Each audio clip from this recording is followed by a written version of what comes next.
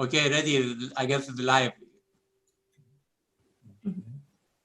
Hello, everybody. My name is Tammy Sadeghi, and on behalf of the International Women's Days Committee in Vancouver and east of Canada, Ontario, I would like to welcome you all to today's forum. We have a few amazing speakers, and after our speakers, we're going to have open mic. You can ask questions, and our panelists they can answer your questions. I would like to welcome our first speaker, Alicia Barsallo. Alicia, she's a well-known activist, and she's going to talk about cultural relativism and postmodernism. I don't have Alicia's introduction in front of me. Please, Alicia, if you can help me, you're welcome and start your panel. Thank you. No problem, Tammy. The main reason that, well, that I'm the, I guess, the main speaker is because I happened to write an essay about the need to revive feminist collective struggle. The essay also explores the use of some of the best known postmodernist postulates in ways that further the agenda of those who are against women's rights in particular. And that's the reason I'm speaking here. I've been very happy to find that the Vancouver International Women's Day Committee has resonate, that the essay resonates with the group. And it's no surprise because the Vancouver International Women's Day Committee is composed of women and men, courageous women and men, well, mostly composed by Iranian fighters in exile. They have the hard task of fighting to free the people in Iran from an unbelievable yoke. And it's a fight that we want masses of people to rise to join. I mean, I think that in order to end the atrocities suffered by our sisters in other countries, we need masses of people here in Canada, in the United States, in Europe, in those countries where we are still fighting for women's rights. We still want to further women's rights, but we're doing so at a much higher level. The things that women, like the women in Iran, have to fight against are crimes mandated by the state, forced on the people through militias, and a total lack of rights for people who protest and disagree with that sort of thing. So in North America, in Canada, what we need, in my view, is a revival of feminist collective action. We have been now for more than a couple of decades living a low in collective action. We don't see thousands of women take to the streets. We don't see that anymore. We see a lot of effort, many excellent women activists fighting to protect victims of violence, fighting to help women in distress for one thing or another, against poverty, things like that. You know, some very good work is being done by many women activists right now in Canada. What is not happening is that concerted effort of masses of women to join together and deal with the next step. We have, in North America, we have had the problem of the law in collective action, so much so that in the United States, under Trump, when Trump filled the Supreme Court with anti-abortion, very right-wing judges, the possibility, perhaps the probability of having abortion made illegal in a number of states in the United States is a very real one. And that, like 20 years ago, would have been unheard of, that something like the right to control, the right of every woman to control her body would be put into question at this point in North America. But this is what's happening. So in order to revive feminist collective action, I believe that we not only do we have to organize again, although that is a task, but what we have to do is to deal with the ideas, with the deceit, with the falsehoods that have been used in the last decades to discredit feminist collective action. It started by saying that the feminist action of the 1960s was not representative. There was big criticism there, that they were white, middle class women rallying and fighting for rights that only benefited them, or that they were trying to impose on women in other countries their views. So their fight began to be called not representative.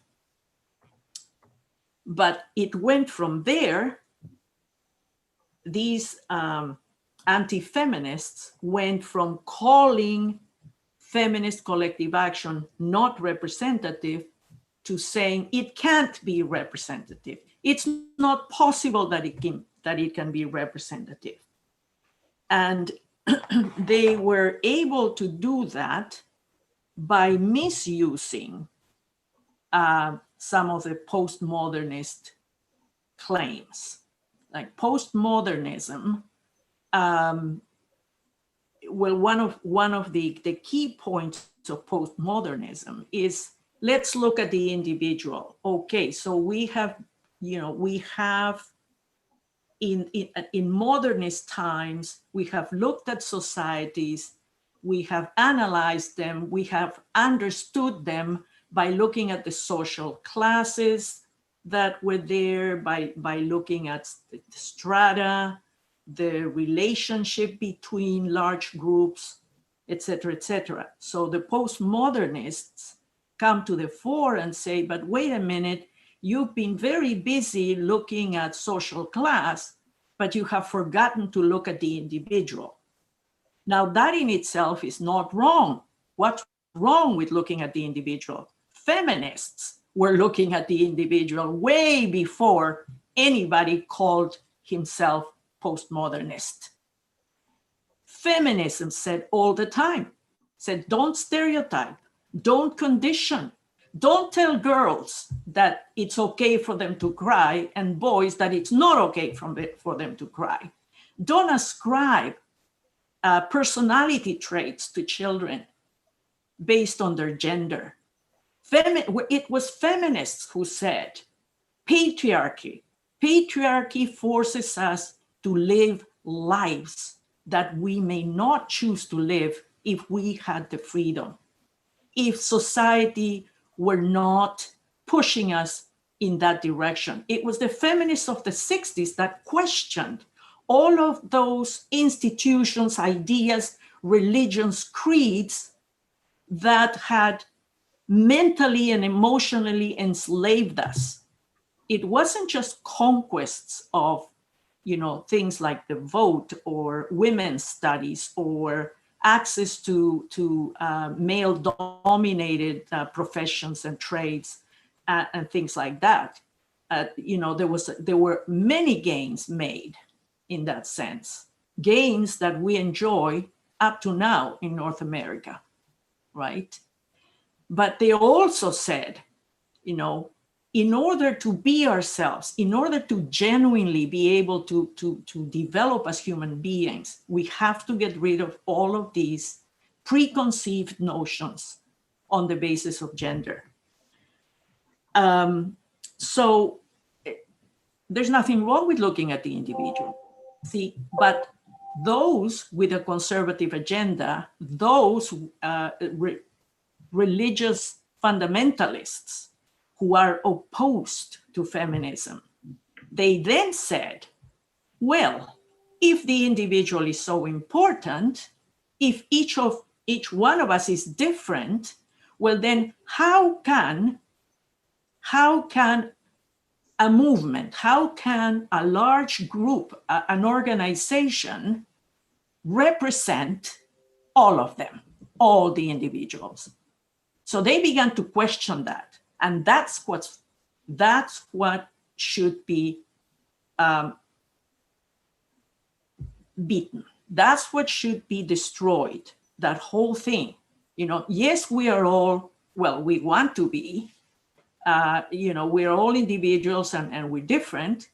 We wish we were even more different, but we are different, okay. But that doesn't mean we can't find common interests. That's what human rights means. We're very different individuals throughout the world, but you know what? We are all opposed to torture. And that's a human right, and it's universal. So how come when it comes to women, okay, it's anathema, it's ridiculous to be able to think that forced marriage is okay in Bangladesh, and it's okay in Bangladesh, but it's not okay in Canada. How come that all of a sudden we have to, allow some things in some countries and not in others?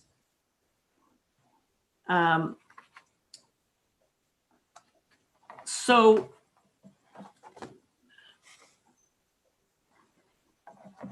now, how do we get to the question of cultural relativism? Okay, cultural relativism is also something that they drew out of that whole mess that they created by misusing postmodernism. So each individual has her or his own truth. Okay, from there they go, well, then each individual group of similar individuals has its own truth. And from there they went to each individual culture has its own truth.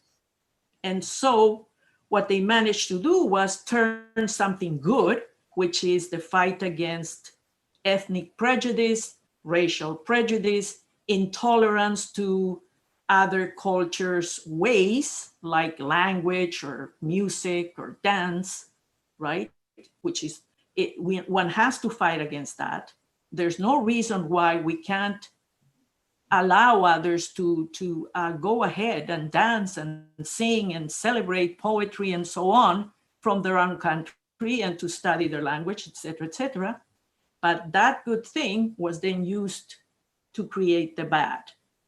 Because then they said, but wait a minute, if each culture has its own truth, well, then respect it, don't touch it.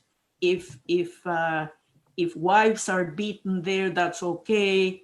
If child marriage is okay there, then that's fine. You got to allow that. You have to turn a blind eye. Believe it or not, this aberrant, irrational way of seeing things took hold of government institutions, academic journals, courts of law in North America and in Europe. Tons of papers have been written on this in academic journals.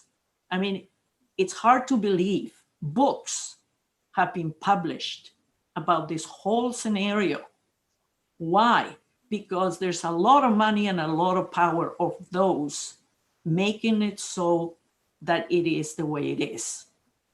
And that's what we're facing. That my I guess my contention is that in creating a strong reaction throughout Europe, North America, and the rest of the world, but in creating a strong reaction in the first world against the atrocities being suffered in countries like Iran, we have to question, we have to argue down, we have to dispel these ideas of cultural relativism. We have to be able to get people back to being rational and rid them of the fear of criticizing what's wrong in any culture.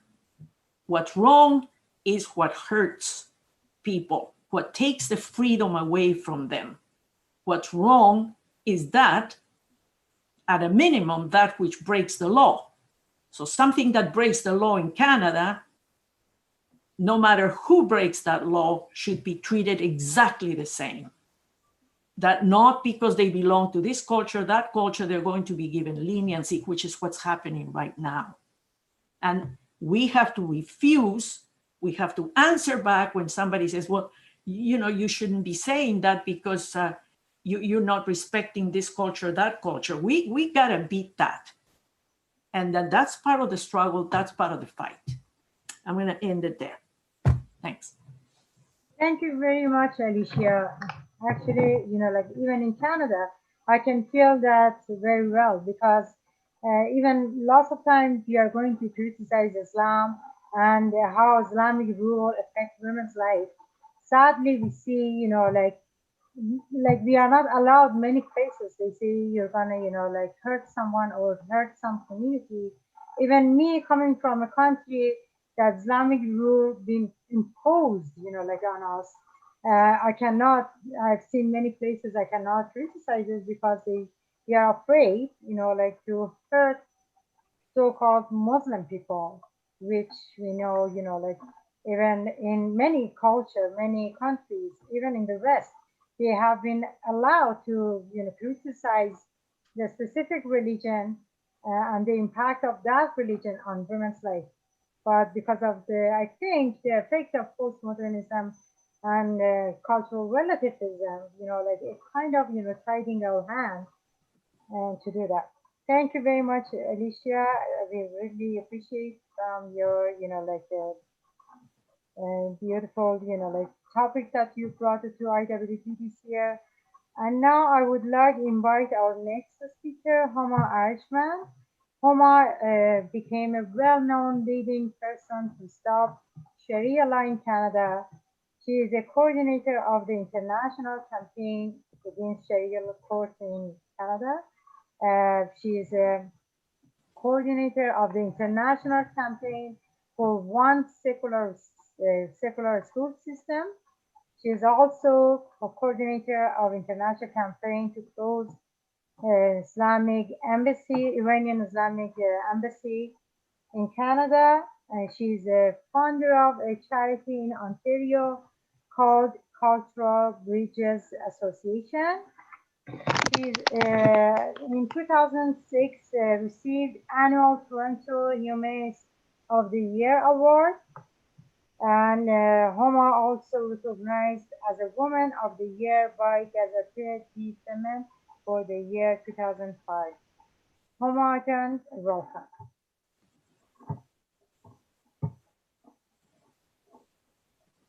Homa, floor is for you.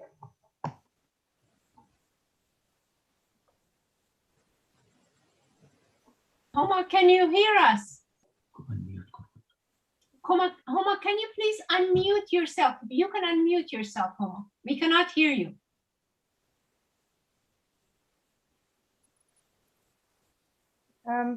Sometimes, you know, when you unmute and when you mute everybody, when the person wanna unmute themselves, they cannot. Maybe Yasik, could you I just wanted to let you know that Homa's mic is not even connected. So Homa is not really, she cannot even hear us. So maybe we should go to the next speaker, and then you should contact Homa too, because she's not hearing us.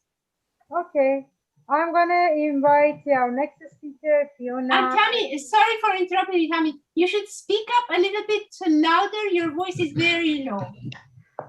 Can you hear me now? Am I good now? Yeah, but don't shuffle papers or anything like that, because that makes a big noise. Just your voice. Okay. And speak up. Sure. Okay, I would like to invite next speaker, Fiona Beck. She is a lawyer who dedicated many years of her participation helping refugees. Fiona, please welcome. Okay. I don't know. I can't hear you guys at all. Can you hear me now? Can you hear me? now? Fiona, can you hear us? I can hear you. I'm not. No, you're. I can't hear you guys at all. So, Homa. When I talk, can you hear me? We can hear you, Homa. You cannot hear us? Can you hear me now? Yes. Okay, I did. I'm so sorry. So, okay. Our problem actually for International Women's Day. Can you hear me when I talk? We can I couldn't hear even one word. Okay. But I can guess because I read the article. Can you hear me clearly? Yeah. I can't hear you guys. Yes. Can you hear me? I moved my room. There is nothing wrong with my Wi-Fi. I can't hear you clearly, but can you hear me? If you can hear me, Yes, I can talk. Yes. Yeah.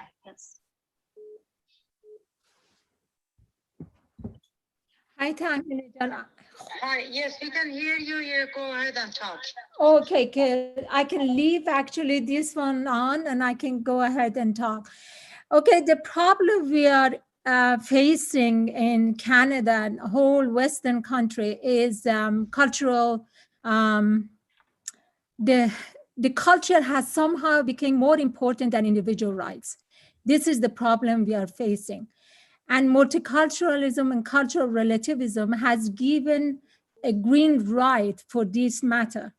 So because Canada, because of multiculturalism, and there is a beneficial for that, for government, because of multiculturalism and cultural relativism, the whole country is divided by various communities based on different kinds of ethnicity and religion, different kinds of religion.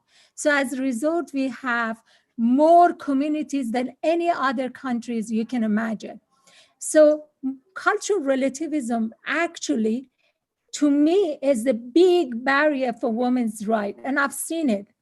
I am a transitional support counselor, and I have been involved in law and reform in Canada, and we managed to reform Arbitration Act 1991, and that's the arbitration to resolve family matters. So they were going to bring Sharia court. When we were fighting for Sharia court, we realized that they do have Jewish court for the past 80 years, 90 years. They do have Catholic court as long as Canada was exist, so as any other countries. So we were fighting to get rid of Sharia court, but we managed to get rid of all faith-based arbitration. What I'm trying to say, multiculturalism and cultural relativism has given group right over individual right. And this group, in their imagination, in their assumption, this group have all homogeneous belief. It means that whatever the leaders of so-called religious activists or religious leaders, whatever they come up with the law and regulation of 7th century, 4th century, 10th century books of God's books or whatever, based on that, they're evaluating the culture of people. So because they come from, let's say, Germany 100 years ago. I'm talking about people who came 100 years ago, Amish ones. They're still speaking the same language, no integration whatsoever happened in this country. They speak the same language they came 100 years ago. Even German people do not speak that language anymore. And they kept the same culture belonged to 100 years ago. And that goes for Indian as well. The Indians came here, I'm talking about from India. They came here probably 4 generations ago. And still they do have forced marriage, arranged marriage. They change it, they send the children back to their home country, especially girls to get married. And this is, and you know, children in society is not capable of fighting for their rights, because they do have in their policy, that's their cultural rights. This is not individual rights, it's their community rights, it's their parents' rights. So therefore, a girl of 13 years old can be traveled to another country in a nice wording, if I want to mention it, but in reality is child trafficking for the purpose of marriage.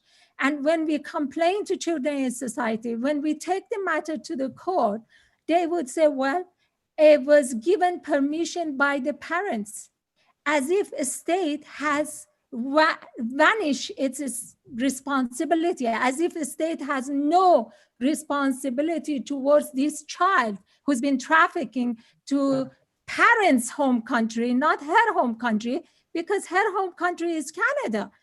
And to be honest, they would tell us there is nothing we can do for you. You can take this matter to international court. And who has the money to take the matter for international court? The reality is cultural relativism has been or building a China wall, as thick as China wall, around of women in that communities. They cannot integrate, not because they don't want to, because the culture trumps individual rights. Because if she does so, then she would be disowned, not only by her parents and her abuser, but also by the community members. And then we face honor killing. We face child rights. We face executions. Well, they kill themselves. They commit suicide. In my opinion, that was execution done by the community, by the state, because they didn't involve into saving these girls and women and who are going through tough time. I work for abused women.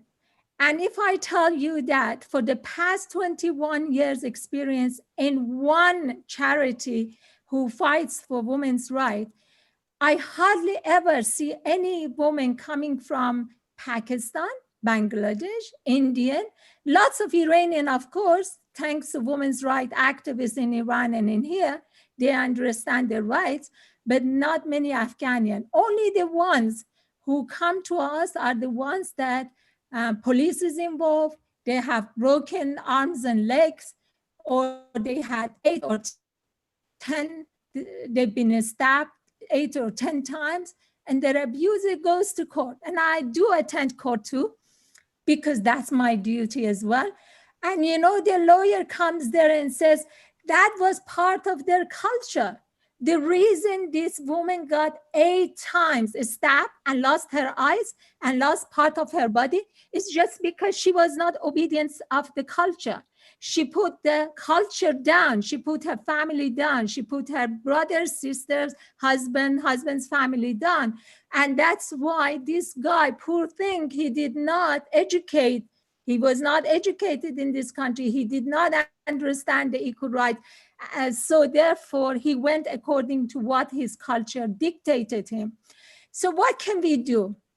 I realized that for the past 21 years, being in Canada more than 35 years, I realized that the women's rights movements are actually divided by 3 different kinds of movement. One is the right-wing movement. And right-wing movements are the ones who strongly believe in culture, who strongly believe in religion, who strongly believe in cultural relativism. And to be honest, all the Western governments are promoting this movement, are giving them money, are building the center for them, and they give them room to be the spokesperson. So the reality is what we are getting hit, whether it's in Iran or whether is in Egypt or whether it's in Canada or Sweden or Netherlands, doesn't matter. It's these right-wing activities happening or trend happening within the movement. So they are very active. And the reason they are very active because they get supports from religious and, and institutes as well as the government. I can see, I give you one tiny example. Aga Khan is very moderate Muslim whose leader is still alive, living in England and living in mansion. You should see the castle he's living. And he opened a nice, beautiful museums here. So what they see, the museums, what do they see? They don't see that this Aga Khan is promoting, the group rights. And this group is not homogeneous. Some of them are anti-women. Some of them are anti-children. They still hit their children. They still take their children out. They still put the chain on them. And that's the reality. I did have a client, 18 years old. For 2 years, she was chained in basement and nobody was there to help and support her. So they don't see that part. They see that, okay, this cultural relativism is giving right to these communities. What kind of right is that when women and men are not equal? What kind of right is that when working class cannot unite in union because of this certain culture who does not believe in union, who does not believe in equal rights? And if they do come to union and see there are some women there, they withdraw themselves. What kind of culture is that? They put all these women in a firm or factory working in hundreds, thousands, and not having highest standard of living, and not having, even this factory doesn't have air condition, doesn't have a proper standard of workers equipment to work with. So this is happening in Canada, and it happens in England. And as I said, it happens everywhere else. In India, the whole factory gets on fire and lots of women would die and children are with them at the daycare downstairs. In here, we don't face that. It's just because the factory they're renting it from a Canadian, or they have to go by law to rent it. As a result, if they're suffering because not having the clear or perfect air, or not having air condition, or not having higher standard of living, because they pay them only $6 per hour and they force them to go and collect some welfare or so on. When it comes to union, they cannot participate in union. We can't even talk about union. They'll be fired immediately. So this is the situation of women's rights right now, internationally, universally. Then we have liberal ones. The liberal ones, we achieve so much from the liberal activities up to now, but then they have achieved whatever they wanted to achieve. They wanted to achieve the equality between high-ranked women and men. But did they care about the women who've been here for past 100 years and didn't learn one word of English? Did they care about the child who's been trafficking to different countries among themselves to get married? No, they only cared about the high-ranked people, women, to gain equality with another high-ranked man, to be elected in parliament, to be an MP and MPP, to go to become a president.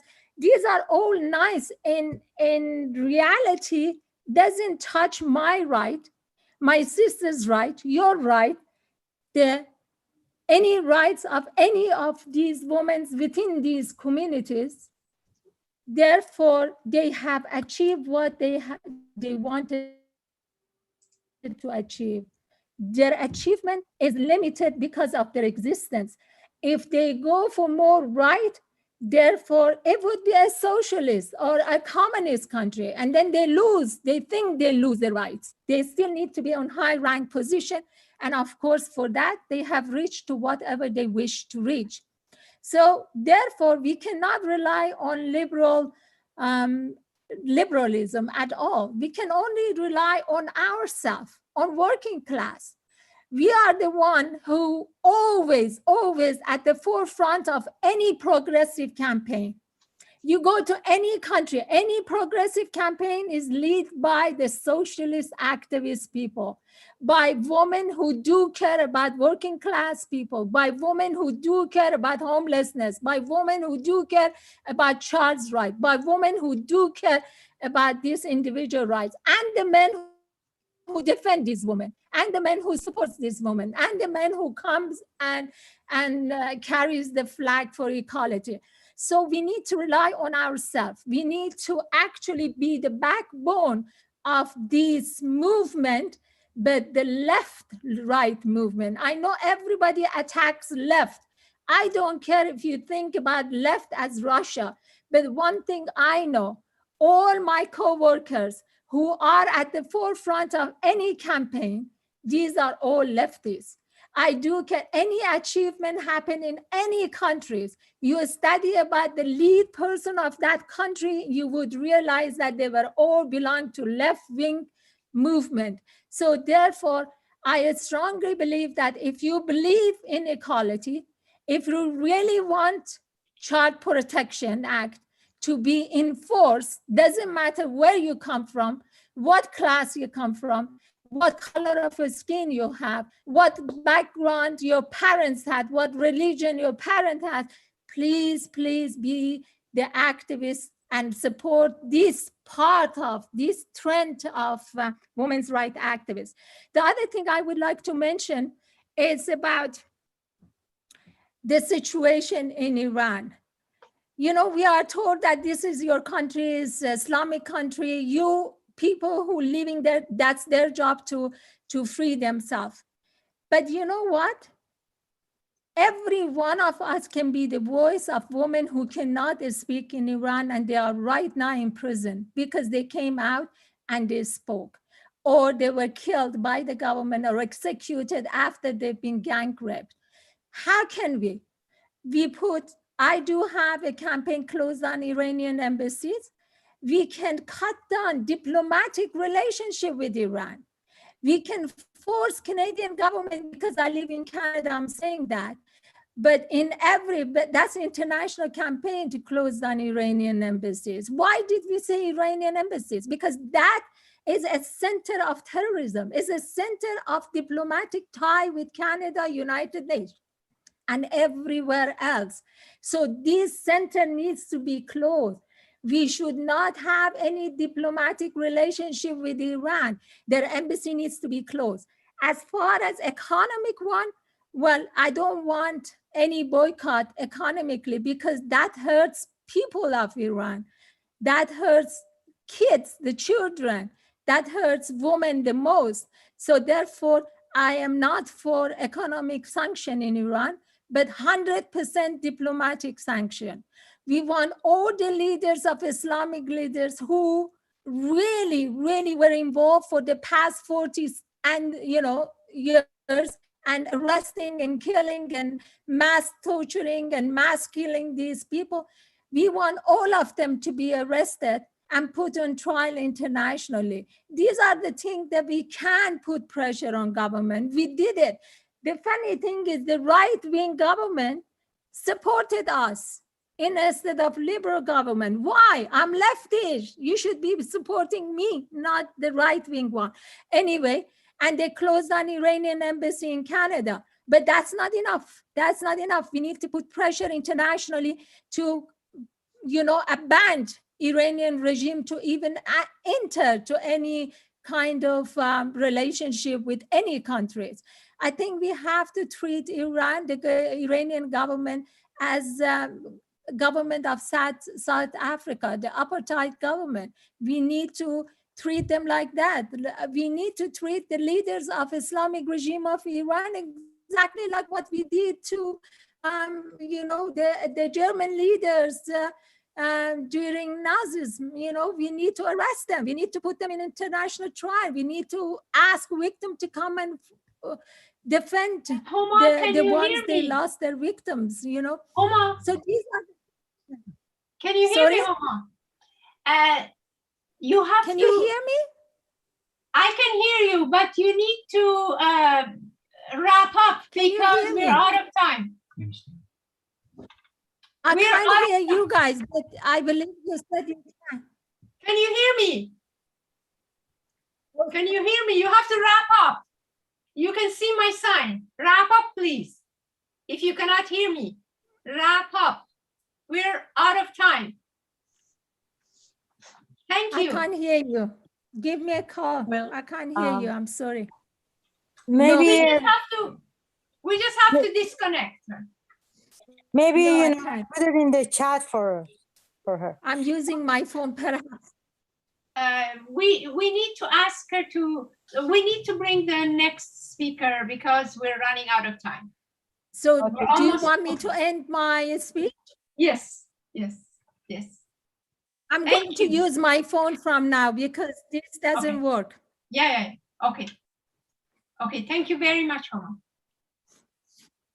Okay, our next speaker is Fiona Beck. Fiona is a lawyer who dedicated many years of her practice helping Can refugees. you hear me? Fiona, oh, I'm here. Can you hear me? Yep. yes. Okay. Yep. Thank you. Floor is for you. Well, thank you for inviting me. I wasn't actually expecting to speak and certainly haven't prepared anything.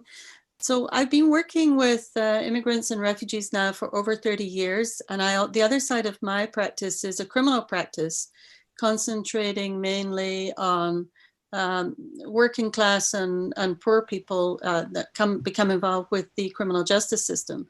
Now, the other thing is that until the pandemic, I really, because I never studied social studies at university, I was a linguist and then I became a lawyer. So I didn't know anything about postmodernism. And then when I had to start learning, because I wasn't following these discourses that were going on in many fields, and I had to start learning about it, I'm just really appalled at the way universities, now I can't speak for Europe because I haven't lived in Europe for many years, but I'm appalled at the fact that universities in North America in particular have adopted postmodernism as the only way forward in academic learning. So I actually started to look around for academics who were against postmodernism to get another point of view. And there's a very interesting Muslim woman that maybe you all know her, called Hirsi Ali, who talks about women in Islamic societies, who talks about the shortcomings in Islamic societies. And believe me, now as a white person, despite my experience with many different cultures, there's no way I would say anything about anybody anymore.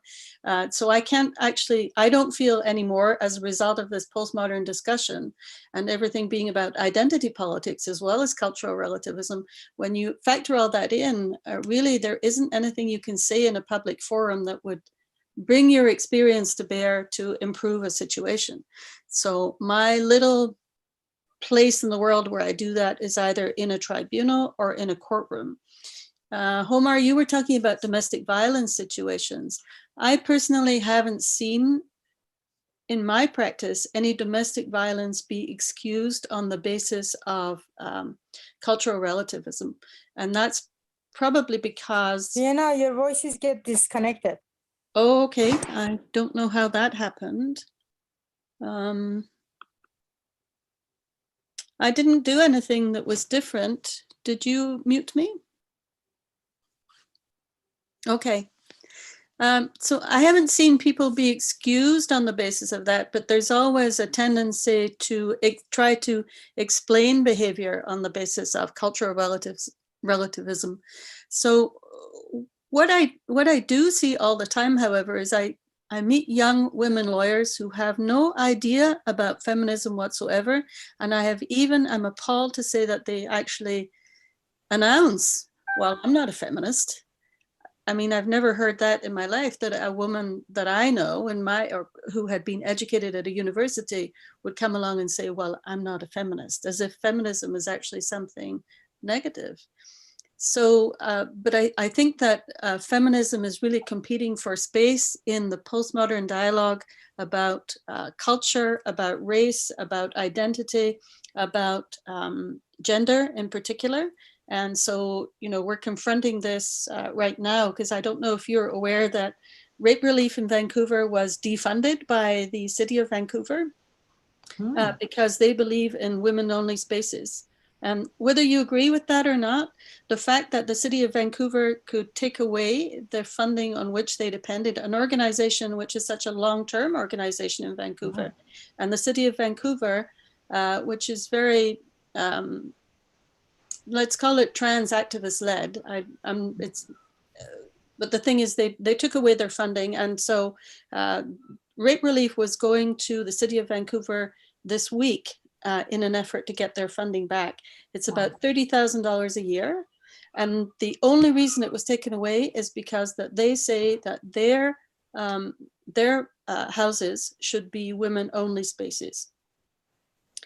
And so this is where postmodernism has taken us, I believe, because I think that you can't be pro one thing without being anti another. Everything is about division. Everything is about individual rights. When you talk about collective rights, it's just another way of saying really individual rights, because you can't say anything about that person because they're from a different culture, which is just nonsense. Not all cultures bring good things. Not all cultures have, no culture has all positive things about it, and no culture has all negative things about it.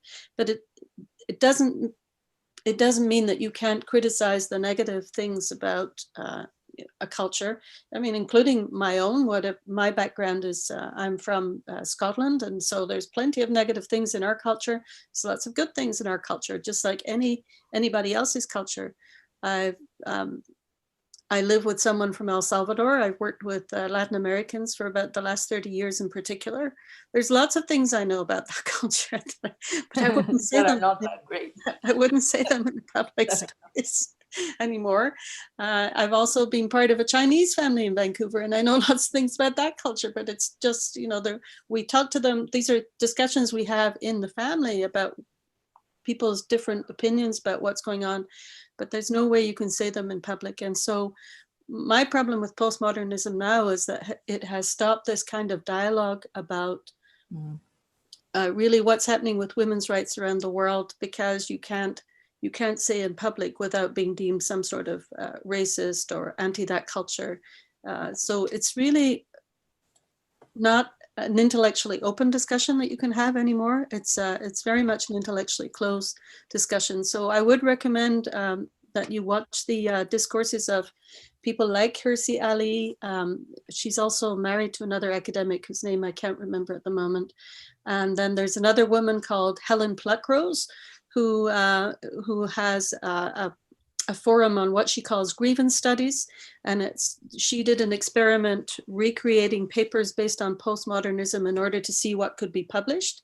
And she found that if you were writing only the right sort of discourses about postmodernism, could you be published in any kind of academic sphere? So I believe that the education system, or the university education system, has really let us down as feminists, and it's just appalling that academics have come to these conclusions, and now we're stuck with them, and lots of people are discussing them without actually understanding them and just getting very emotional about them.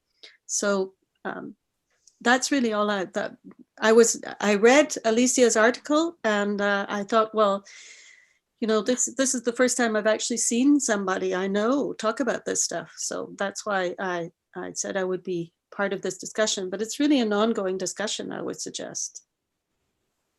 Thank you. Thank you very much, Fiona. That was very inspiring and eye-opening. We are so glad to have you in our panel. Okay, our last speaker is Yassi Bayani. Yassi has worked for equal rights for women in Iran and Canada. Yes, Alicia. Tammy, sorry to interrupt. Yes, Yassi, absolutely. But I was wondering whether we could invite Eva Urrutia. She is a feminist. She lives in Argentina, and we know that Argentinian feminists only recently got the right to abortion in Argentina, in the land of the Pope. I think it's only fitting that Evie should say a few words. Good, definitely. I agree, or I prefer if Evie goes before me. Okay, Yeah. so let's Evie then talk first and then Yassi. Please, Evie. Okay, thank you. Well, I'm really happy to be able to, I'm here in Buenos Aires right now, and yes, it was very emotional when we finally got the right for abortion. I'm living right now with an aunt of mine. She's totally against abortion. So she was driving me nuts all of these months, almost a year, because my point of view, you know, because because I was going to the demonstrations and I was going, I was helping one of the leaders here of the movement, one of the lawyers. But well, it was a long fight, which I actually never saw. I never thought I will see that in Argentina. You know, coming from a small city in the north of Argentina, very machista. You know, very like. I never thought. I actually thought I will see this kind of movement more in Canada than here. But it wasn't like that, you know. Suddenly, the new generations are like unbelievable strong. We are now facing the femicide things, you know. There is one woman killed every day here by their partner. I have friends who done, you know, they went to the police because they are beaten, and there is no measure. I have a family member even with abuse, and we couldn't do anything because the police doesn't act, you know. So yeah, we still have a long work to do here. Now that we got the right of abortion, but I'm seeing, and I can understand because I'm also Canadian. I lived in Vancouver for many years, and yes, I see like the women rights are getting backwards. You know, that we are losing a lot of it, and that we are not doing enough. And one of the things is because of this cultural relativism.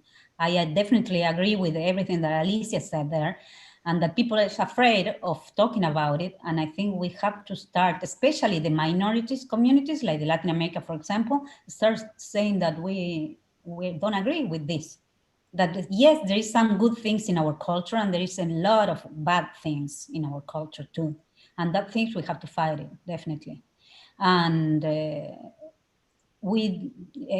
I also think that as a Latin American, if I go to another culture to live in, like in this case, Canada, I do have to, you know, change things also, because I'm living in another culture. But why would I go and impose my own culture in another one? I don't know if I'm being clear in this, but if you do want to continue with the culture you have, maybe you should stay in your own country. I'm going to say like this, what I think, like I'm going to talk. Because we cannot defend that because of cultural reasons people can kill, you know, or can mistreat children. And that's what is the Canadian government been doing for a long time. Many women were killed because honor killings, and the police didn't do anything because of these cultural reasons, and we cannot do that, you know, we can't. So yeah, I joined this meeting today because I wanted to see what can we do as me as being part of, you know, two cultures in the South and the North, and to see if we can start working together, you know, in something to stop this back right, like in the US, all of these states going back to no abortion when we just got there. It's just so sad to see. So yeah, what? Thanks. Thank Thanks you for very that. much. That was great, Devi. And we are glad to have you tonight. Thanks. And you opened another perspective about the situation of women in South America and especially Argentina, right? Yeah, as I was saying, it's very difficult because since I have my aunt living here with me and now I'm speaking English, so she doesn't understand what I'm saying. But oh my God, you cannot imagine. Last 2-3 days ago, she was accusing me of killing children, you know, because it was in favor of abortion. No, it's just amazing. But we have to fight that in our own culture. What can we say? It's nonsense in many ways, you know. I get the religion, I get, you know, the point, but you imposing that on people and not, it's just, well, we have a long way. You know, like the other things I think, you know, cultural relativism or postmodernism has is they just want to respect your culture, but they don't see that how women or people are fighting hard. They don't see that part. They don't see any connection to that fight. There are many people are, you know, like opposing or fighting in their daily life against this, you know, like abusive relationship or changing the law, changing the policy, you know, like standing up. Like it's kind of like covering up all those parts of the women's fight or even the society, or, you know, like fighting progressively to make those changes. All they see is like something, it's been there forever and it's not going to change. But that's not true. You know, we are alive and we, you know, like every society, you know, like they are fighting for better, to making, you know, better world, making changes. And I think, you know, postmodernism doesn't see that part, kind of shadowing, you know, that part. Okay, great. If anybody else, you know, like Alicia or anybody else doesn't have anything, I would like welcome Yassi to come and give her piece. Please, Yassi. Thank you very much. And I hope you all can hear me, right? Yeah. So my voice is audible. Thank you very much for inviting me. I'm going to be very brief. I just wanted to give you a personal story of when I lived in Iran with my 10-month-old daughter who just had started running at a very early age. And when she was running, the 10-month-old was running in a little short in a working class neighborhood in south of Tehran during the war, and there was a horrible war also going on. This very pious Muslim woman with a lot of power, the Sharia power was behind her, came and told me that, do you know if a man is aroused by looking at your daughter, who's going to go to hell? And I was looking at her with horror, and she answered her own question, telling me that it is you who's going to hell because you're not covering your daughter and she's arousing men. And this, the horror I was experiencing at that time, and the law was behind this woman. So I was a person, I didn't believe in the hell she was talking, but I totally believed in the hell that she had created for myself, my daughter, and for millions of women in Iran under Sharia laws.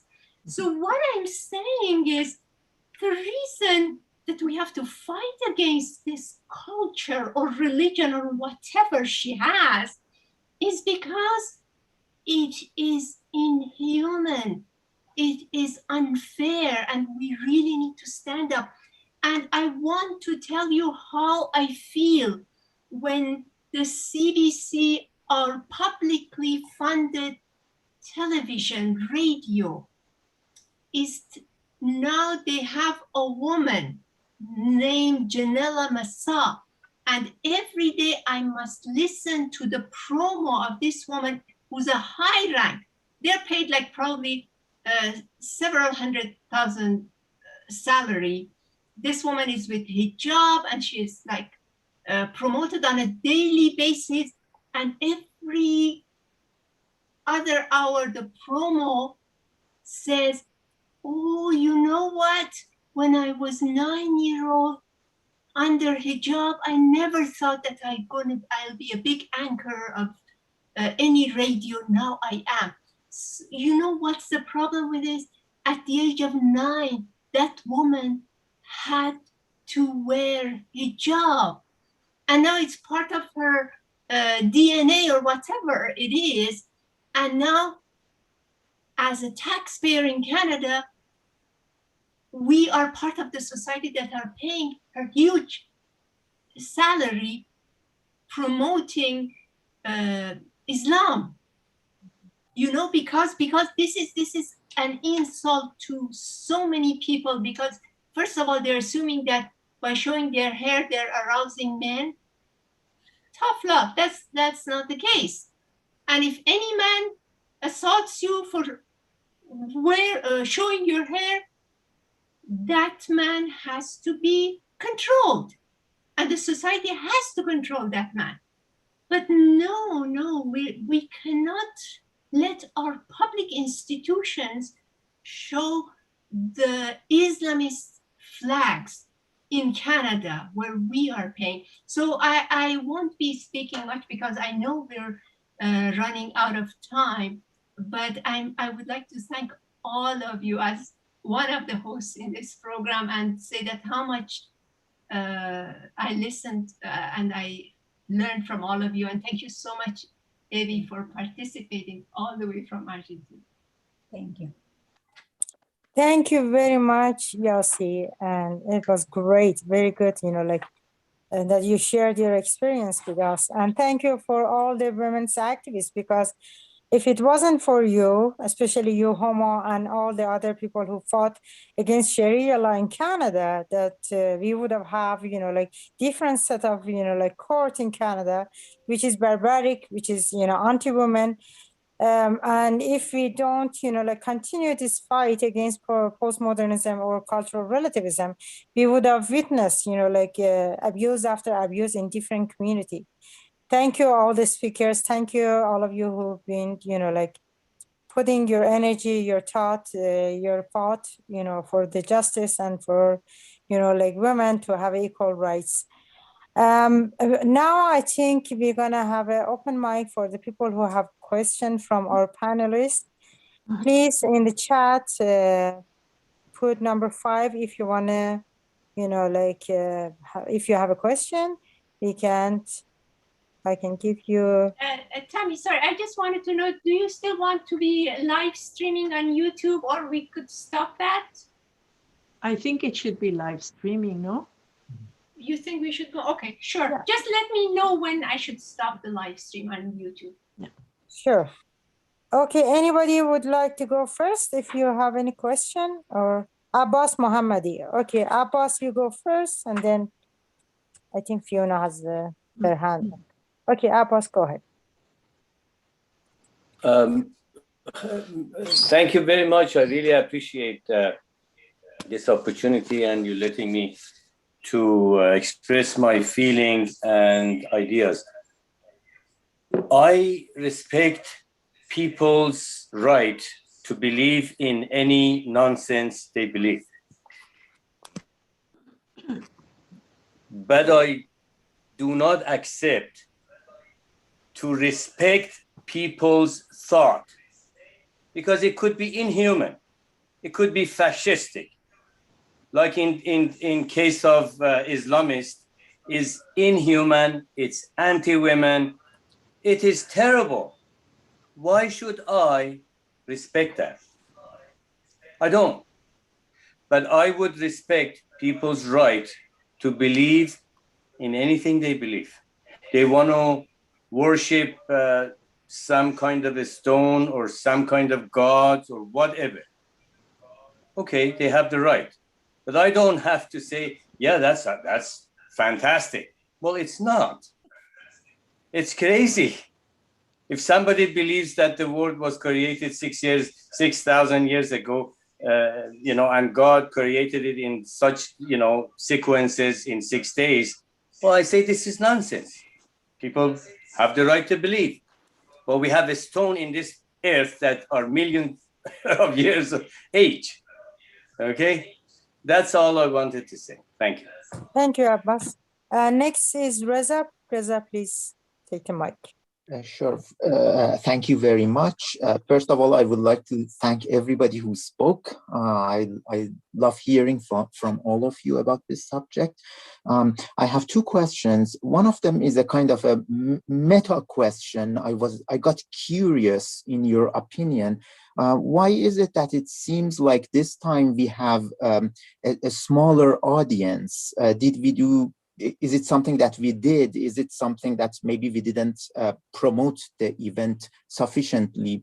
So I'm just wondering what you guys think. It seems like on YouTube also we don't have anybody.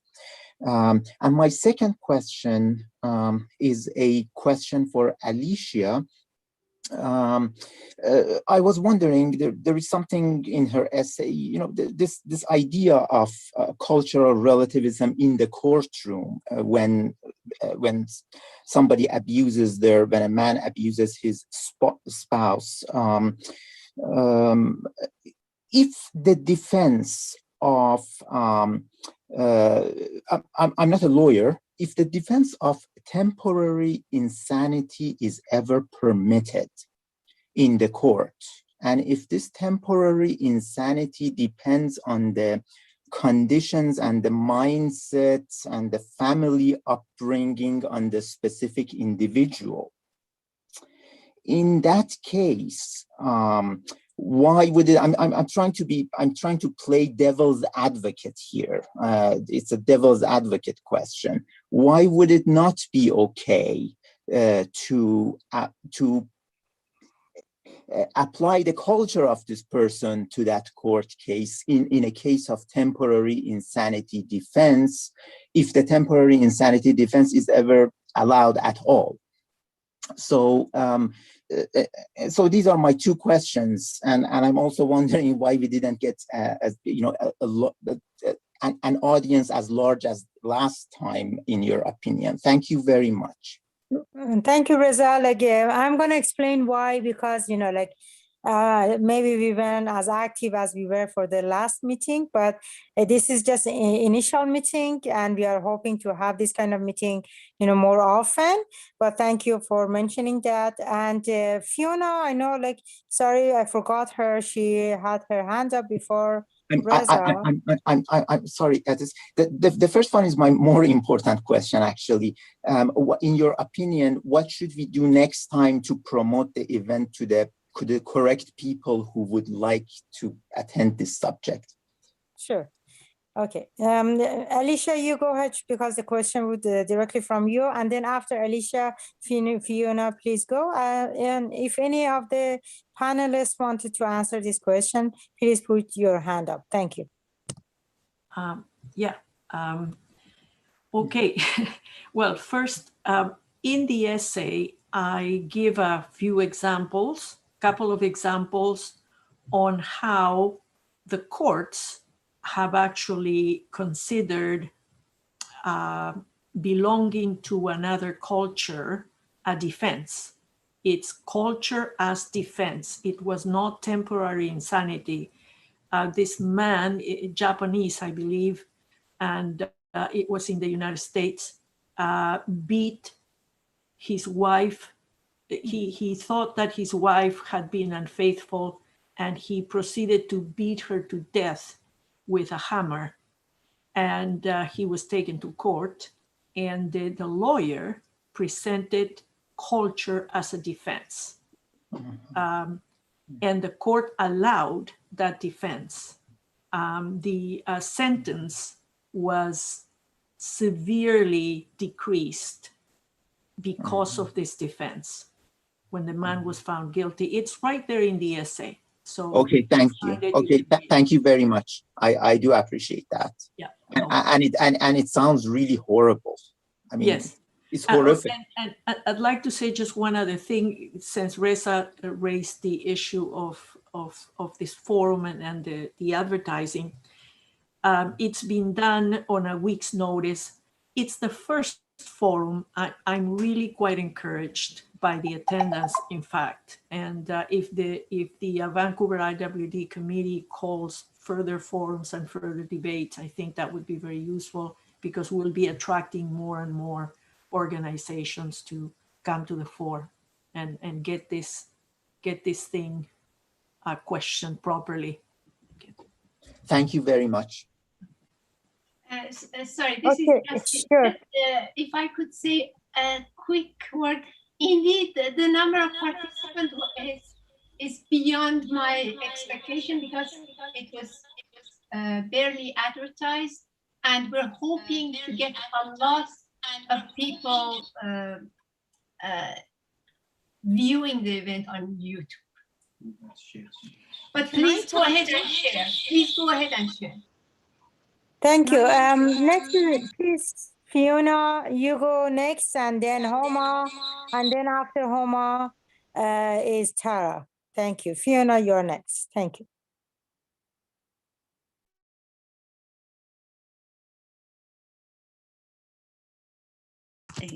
Can you hear me? Yep. Okay. I just wanted to say to Yazzie, that point you made about the CBC and that ad, I had been wondering about that ad myself, and what was it that bothered me so much about that ad, because it's so heavily advertised. And I realized the problem is that it's only one representation of Islamic women that's being sort of foisted on the public, because the CBC these days, and I have to say I've pretty much stopped listening to it altogether, the only issues in the CBC they discuss are around identity politics, which is the other side of cultural relativism. So what I realize now after what you just said is that, yes, of course, the problem with that image is that image is only one aspect of an Islamic woman, and not all Islamic women are the same. So it's sort of perpetuating the same kind of myth. The other thing I just wanted to say in reply to the last comment and to what Alicia said in her paper about that culture as a defense, I have really never seen that in Canada. And if somebody got away with that in the United States, I wouldn't take it as representative of the entire justice system, that it worked one time in one place.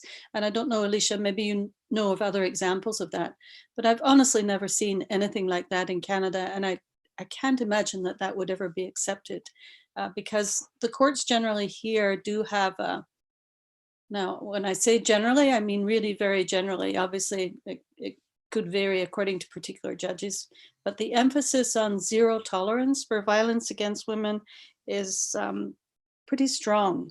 And I think somebody would have difficulty in Canada putting across a cultural defense like that. I hope so in any event, but I've never seen it, but I certainly hope so. Thank you, Fiona. Homa is next, and after Homa, Tara, please. Can you hear me now? Yes, we can. Okay, I had to use my phone because I didn't know what I was talking about. Anyway, there are a few things that I would like to mention. Just the reality is, yes, at the court, they're trying to do the criminal court to water it down and use culture as excuse. I do attend court almost, even now, on Zoom, almost 3 days a week. And I know all these honor killing, hitting, abuse, domestic violence, always their lawyer, the first thing they bring up is about their culture. That's their culture. We live in a country that we should really fight, 21st century, we should really fight for integration. That doesn't mean that some part of culture is good or not. You know, the reality is we live in one country, we should be under one law for all. We should have zero tolerance for any kind of abuse, especially domestic violence, especially abuse towards the children. But when we talk about this, I just give you one example that happened 3 years ago. Honor killing. Yes, the father, mother, and son they drove the family of family of 6. They drove to Lake Ontario and they sunk their car and they killed the 3 daughters who were not obedient, as well as the first wife. First of all, I work for United Nations as well, and I work for Canadian Embassy as well. In Canadian Embassy, they told us to encourage the ones who come with 2 wives, 3 wives, or 4 wives, to put the first wife, even United Nations, they ask us to do that, to put the first wife as wife and all other 2 or 3 or 4 of them as dependent, like a child. So that by law of Canada, because you cannot have 2 or 3 wives, they can enter the country. So this family coming from Afghanistan, they had 3 girls. The first wife was not pregnant, never had a child. So he married the second child. He brought the children from Afghanistan here with 2 wives. The first wife was considered the wife. The second one considered the auntie. In fact, they did the first wife auntie and the second one as the mother of the children. And this second wife had 3 daughters and 1 son. So what happened? The 3 of them, first of all, they denied whatever happened. You should have seen the rallies we gathered in front of the court. And the court happened in Kingston, not in here, because they were living in Kingston. But the reality was, as matter of honor killing, this is something that is adopted in a family and in community and is cherished by community. And Canadian government closed its eyes because of cultural relativism. So these children, they complained to the teacher, all of them, the 3 of them individually. And they said that they are abused by their father and mother and their brother. The Children Aid Society got involved, but they did nothing. I have an interview that one of our friends, they interviewed me, and CBC and BBC and everyone else. But the second time, the daughter, the oldest daughter, went directly to police and said to police that I am abused and showed the marks on her body. That last night, my father hit me. Today, they think that I'm going back to high school, but I came to police station. Police went to their house. I know that for the fact because I talked to the daughter before all these things happened and she got killed. So police went to their house, talked to the father and said to the father, here is Canada. Do not abuse your children and your wife. And that's it. If it was Canadian white woman, if she was from a parent who were Canadian white, the father would be arrested immediately, put restraining order in place. Within a year, within 500 meters, he could not contact them. They would put them in PAR program, which is a group counseling for abusers. And the mother would be put for counseling to learn about her rights and also to teach them how to parent. And we do parenting as well. But none of this happened. A week later of that incident, and nothing happened. A week later of this incident, the father decided to take them to Niagara Falls. So he rented 2 cars.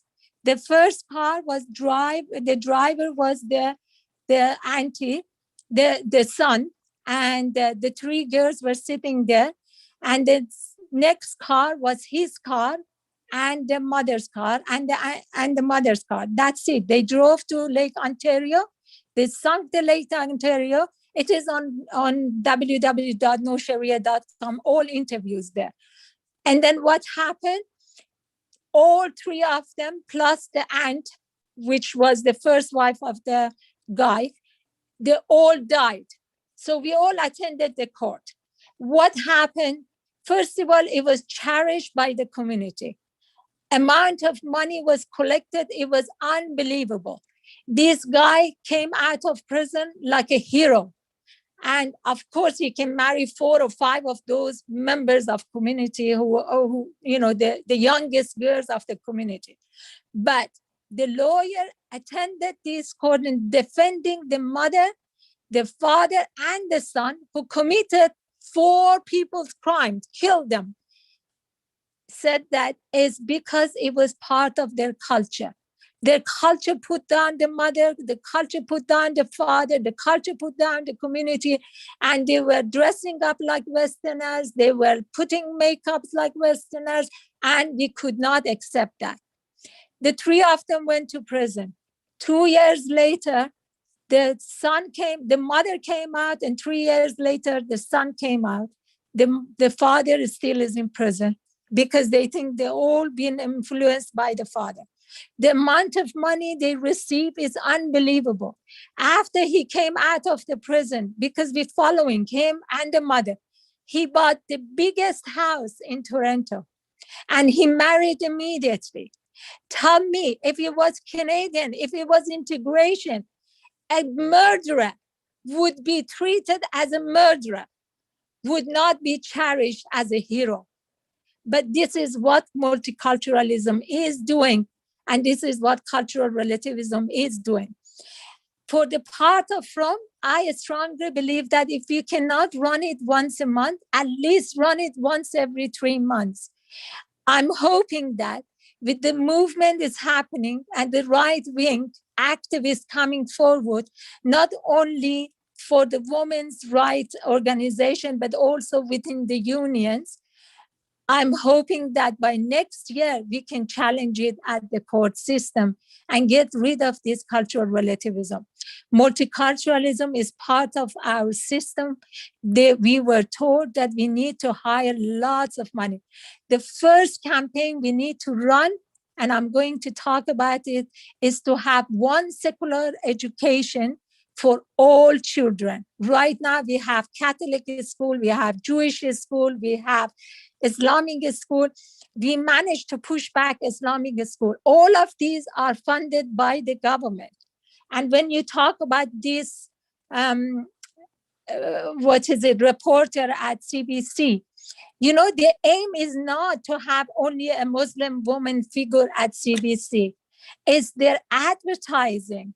It's their, I would say they're trying to state one statement. And that statement is Islam can be moderated. Islam can never become moderated.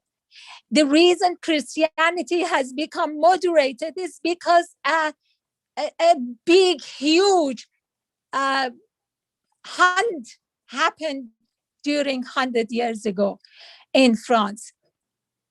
None of this would ever happen. They want to say Islam can be moderated. Women in Islam can become speakers and whatsoever. But this is not the reality we're facing. Islam cannot be moderated. I'm not a Muslim woman because I came from Iran. Tahmina is not a Muslim woman because she came from Islam, a so-called Islamic country. But they're putting our face. The media even mentioned my name as a Muslim woman. How many times I have to come and say, I am godless. I have no God. I don't believe in God. I am atheist. And so as all other activists. But because we come from so-called Islamic country, they name us as Muslim because they want to emphasize that Islam can be moderated. It cannot be moderated. Thank you so much. Homa, can you hear me? Thank you so much. And we're almost getting to end of our session. Okay. I'm not sure. I saw Evie raising her hand. I'm not sure if Evie, you wanted to talk? No, it's I just wanted to support what Homa said about the culture, this thing. I know about the case that she was talking about because I was watching in YouTube all these cases about honor killings in Canada, and literally I don't think there is no way definitely to say that it was a culture and that it's okay to kill, because in Canada it's not okay to kill a woman or to hit a woman, and we have to stand by that. There is no culture right there to do something else. I don't understand how the court in Canada can just, say, yeah, well, it's the culture. I just don't, I think it's unfair. And I think it's definitely, I will even say racist, because if it was somebody from Canada, as Homa said, he will be in prison. How can they just free this guy who helped the father to kill these 4 women? And not only that, the mother was agreeing to that. I mean, it's just sick. You know, that's not fair. That's not justice. It's not justice. And we have to start fighting for justice, real justice in Canada. And that's all I wanted to say. I mean, it's outrageous. Thank you, Eva. Very good point. Thank you very much. We have Tara, Puya, and Pari on the list. Please try keep it 2 minutes, and we are almost toward the end of our program. I would like to thank Homa. Homa, your explanation was very, very eye-opening and very, very helpful. Thank you. Tara, Puya, and Pari, please, Tara, go ahead. Thanks. Thank you. Can you hear me? Okay. Yes, thank we can. Thank you, yeah, everyone, and thank you, Homa. It was excellent. I think I want to answer just Reza. Reza said, like, why not many people here? Because we didn't do any advertising. So it's just 1 week after, like, our International Women's Day, and it's just first from. And I just want to emphasize on Homa, like, suggested, like, even if we cannot do every month, at least once in 3 months, we should emphasize of this topic, cultural relativism and multiculturalism, and we have to end of this. And I am strongly with that. I'm strongly support that. I just want to say that, and thank you, everyone. Perhaps even more often than once every 3 months, if we can. Thank you, Tara. Puya, you are next. Puya, are you in the room? Okay, if not Puya, Pari, you can go next, please.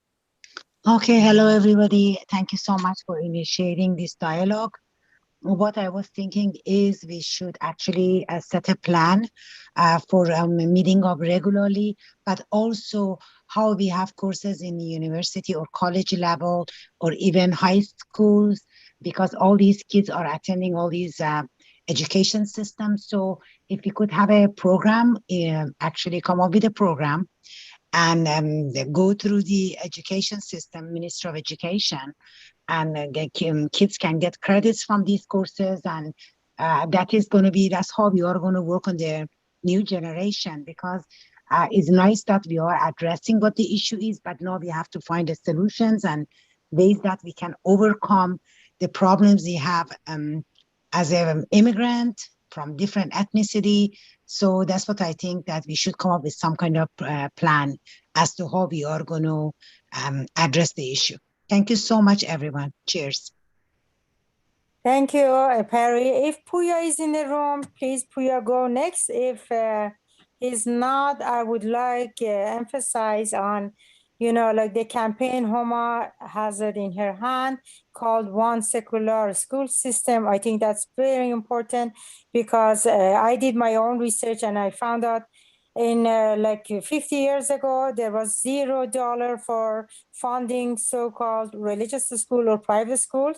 But right now they are getting over 70% or 80% funding. And we have all these different, like religious schools, such as Islamic school, Sikhism school, like Christianity school.